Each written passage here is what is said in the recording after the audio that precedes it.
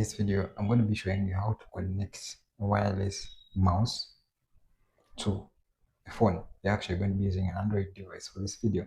So let's get started. So for this video, we're actually going to be using the HP wireless mouse.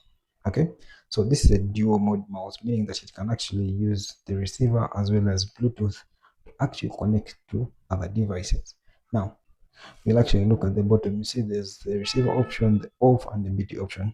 So please navigate from the off to the BT option. You're actually going to be using Bluetooth connect to the phone.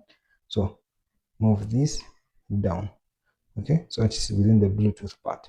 Now you see the mouse blinking. Okay, now head to the phone. This can be a Samsung phone. This is Redmi Note 14 that you're actually using for this video. So tap on settings, go to Bluetooth, then make sure that Bluetooth is actually toggled on. Okay, yes, make sure it's toggled on. Now move down. Okay, you should actually see available devices. The mouse should actually be among the available devices. So the BT 5.4 mouse is this one which you actually want to connect to. So tap right there, tap the pair. You can see it's pairing. Tap that, then allow.